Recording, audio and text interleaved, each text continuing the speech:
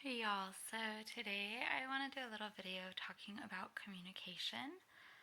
Um, this comes to me as I'm in the Midwest visiting some old friends and my family and just realizing so many things in general. And with communication, I find that so many people don't know how to properly communicate, and a lot of people want to get mad in their relationships, whether it be friendships, romantic partnerships, family relationships, because they don't practice healthy communication skills. And a lot of people, when they start pointing the finger about communication, I find that they themselves also don't practice healthy communication.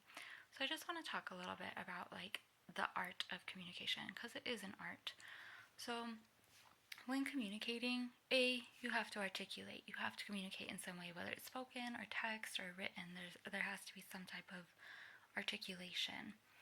And B, like really understanding what communication is, both on your end and on the other person's end. Because what one person calls communication might not be what another person calls communication, right? And this is where you guys can start to come into like kind of a common ground or a middle ground of understanding. However, from where I'm at in my journey, communication to me it's the art of conversating. It's the art of speaking your needs from a place of the heart and asserting yourself without being aggressive. It's also recognizing there's a time to relate and there is a time to engage or listen. I find a lot of people do not know how to engage. And by engage, I mean you ask the other person like what their thought is or like how they got to that conclusion. You do it from a place of curiosity. And I find that a lot of times curiosity neutralizes any reactivity.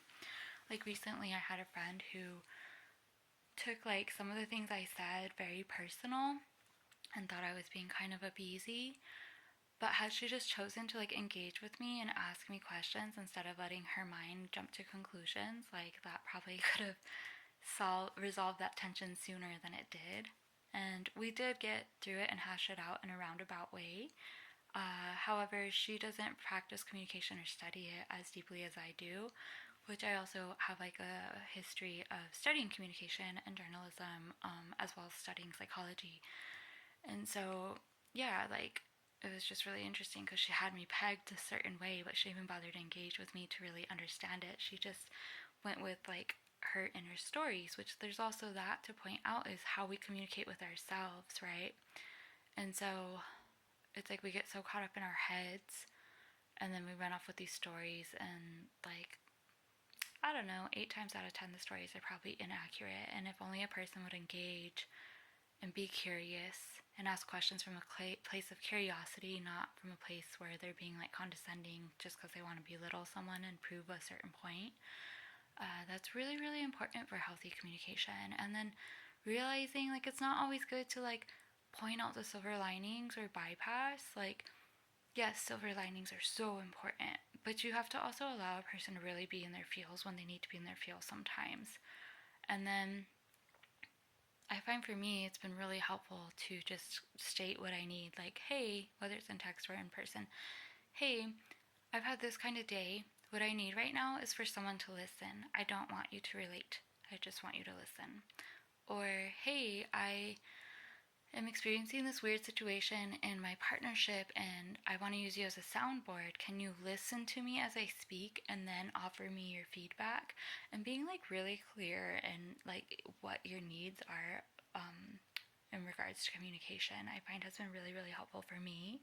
And some people might take this as a assertion or like they might like kind of like feel kind of standoffish because they're not used to people being direct, but there's nothing wrong with being direct and knowing what you want.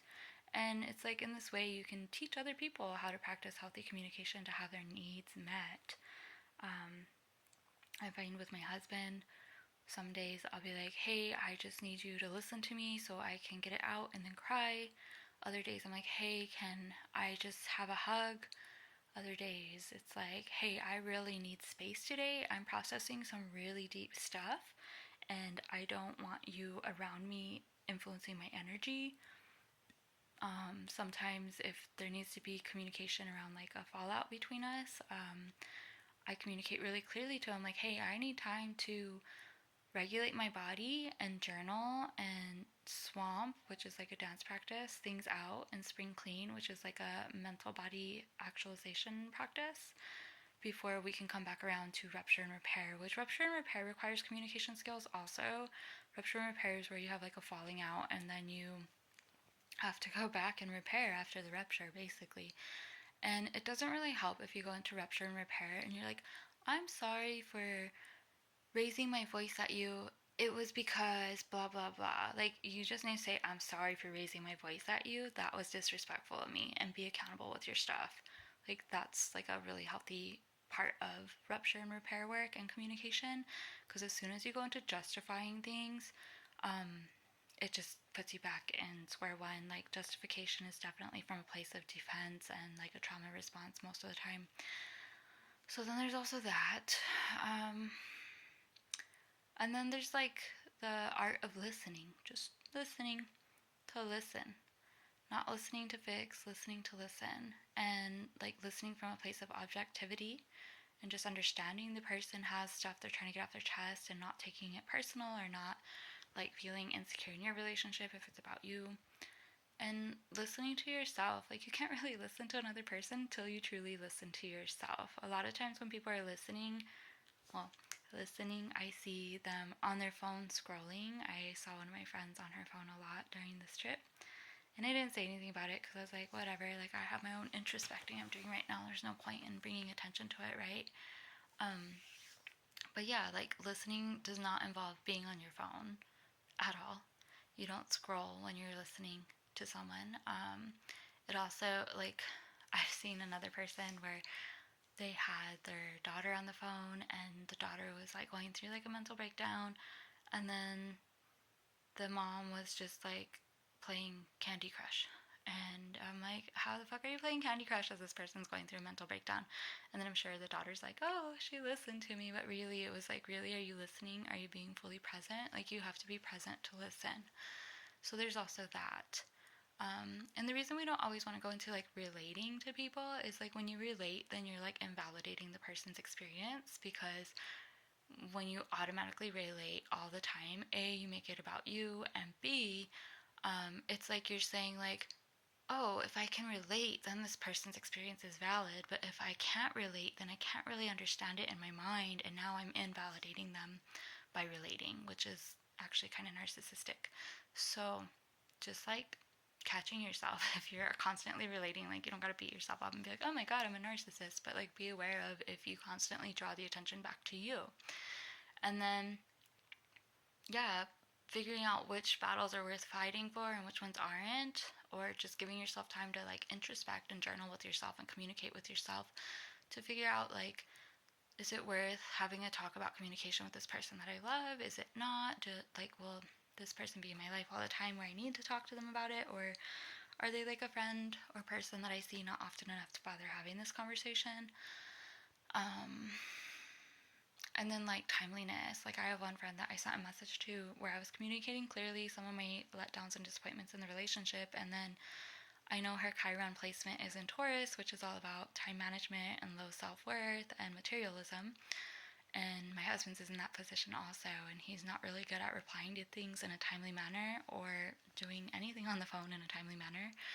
And so I already knew when this friend was like, oh, I want to get back to you, but today's my kid's birthdays, and I knew she wasn't going to get back to me in a timely manner, and it wasn't worth it to me to like keep her on track.